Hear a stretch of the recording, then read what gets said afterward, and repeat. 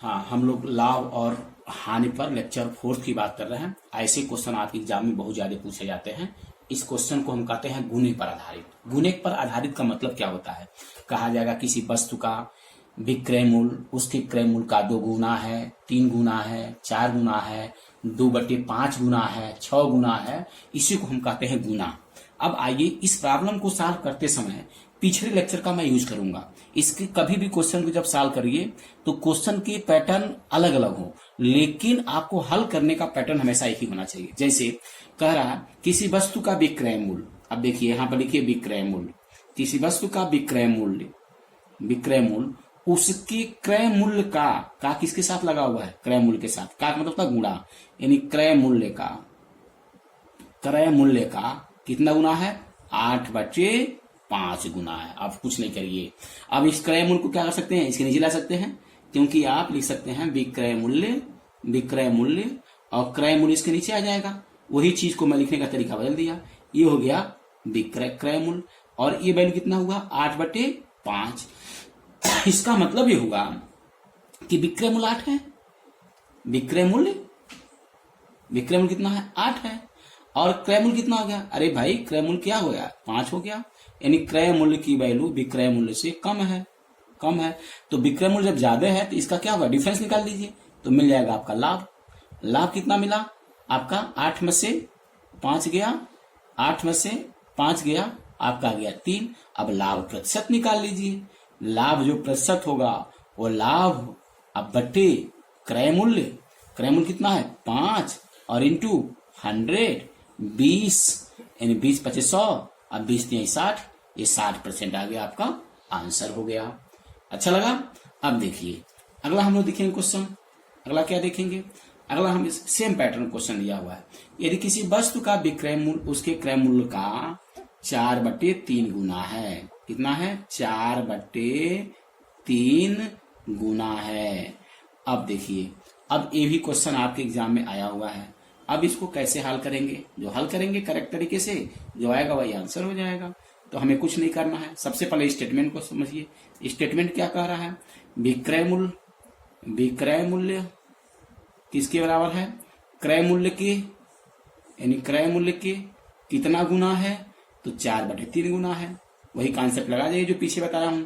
अब विक्रय मूल्य क्या आ जाएगा? इसके नीचे आ जाएगा। क्रय मूल्य को बेटा यहाँ लाओ। विक्रय मूल्य ऊपर है, विक्रय मूल्य को ऊपर रखो। क्रय मूल्य क्या आ गया? नीचे आ गया। क्रय मूल्य नीचे आ गया। अब जस का तस आपने लिख दिया। अब विक्रय मूल्य 4 है, क्रय मूल्य 3 है, तो हमेशा आपका क्रय मूल्य से विक्रय मूल्य ज्यादा है तो लाभ आएगा। इनके बीच का डिफरेंस निकाल लीजिए। एंड डिफरेंस क्या हो गया? 4 में से 3 निकालिए, 1 हो गया। एंड लाभ जो प्रतिशत होगा, लाभ जो प्रतिशत की वैल्यू होगी 1 बटे क्रय मूल्य कितना है? क्रय मूल्य आपका 3 है। क्रय मूल्य कितना है? 3 है। इंटू क्या हो गया? 100 हो गया। तो 100/3 का मतलब हो गया 33 सही 1/3। ये आपका आंसर हो गया। समझ में आ गई बात? यानी सबसे पहले देखना होगा हमें कि विक्रय मूल्य और क्रय मूल्य।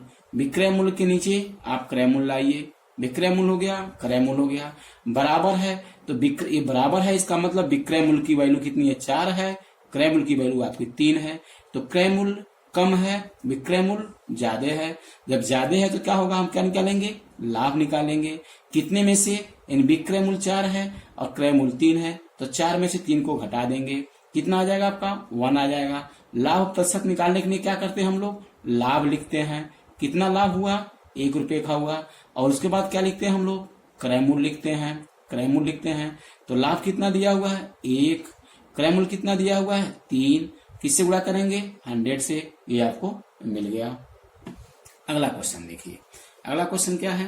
अगला क्वेश्चन ये है कि यदि किसी वस्तु का विक्रय मूल्य का 2/3 है, यानी 2/3 है, तो हमें क्या करना होगा बेटा? करना होगा कि वस्तु का विक्रय मूल्य में निकाला, यानी विक्रय मूल्य लिखा। अब विक्रय मूल्य बराबर क्या लिखा हमने? क्रय मूल्य लिखा। क्रय मूल्य का कितना गुना है? 2/3 गुना है। कोई बात नहीं, इसको इसके नीचे लाइए। यानी क्या हो गया आपका? विक्रय मूल्य हो गया। उसके बाद क्या हो गया? क्रय मूल्य हो गया। रेशियो कितना आया? 2/3। अब देखो, अब विक्रय मूल्य क्या है? ज्यादा है, कम है? विक्रय मूल्य कम है और ये क्वेश्चन में क्या है आपका, हानि प्रतिशत पूछ रहा है। क्या पूछ रहा है, हानि प्रतिशत पूछ रहा है। यानी हानि कितना है, 1 रुपये की। 1 रुपये की, 3 रुपये में खरीदा, 2 रुपये में बेचा, 1 रुपये की हानि हो गई। तो हमारी हानि प्रतिशत क्या होगी, हानि रुपया 1, क्रय मूल्य कितना आपका है 3, इंटू क्या हो गया 100, यानी क्या होगा 100/3, 33 या 99 100 इतना प्रतिशत। This is your answer. Question number चौथा देखिए। क्वेश्चन नंबर चौथा में यह है कि एक क्वेश्चन कह रहा है इसका क्रय मूल्य इसके विक्रय मूल्य का 2 गुना है। ये आपका यूपीटी+सी में बाल संरक्षक में पूछा गया क्वेश्चन, एकदम हलुआ। देखो आंसर मारो, लेकिन सही से समझो। ये वस्तु का विक्रय मूल्य कितना दिया हुआ, देखो ना, विक्रय मूल्य दिया है तुम्हारा क्रय मूल्य का 2 गुना। तो इसको इसके नीचे ला दो। जब इसके नीचे ला दो क्या हो जाएगा, विक्रय मूल्य हो जाएगा। विक्रय मूल्य, उसके बाद क्या हो जाएगा, क्रय मूल्य हो गया। तो क्रय मूल्य ये क्या आ जाएगा तुम्हारा 2 हुआ। तो 2 के नीचे कितना हो जाएगा, 1 हो जाएगा। अब इस क्या होगा, क्रय मूल्य 1 रुपया हो गया, अब विक्रय मूल्य कितना हो गया 2 रुपया हो गया। इसका मतलब क्रय मूल्य कम है, विक्रय मूल्य अधिक है।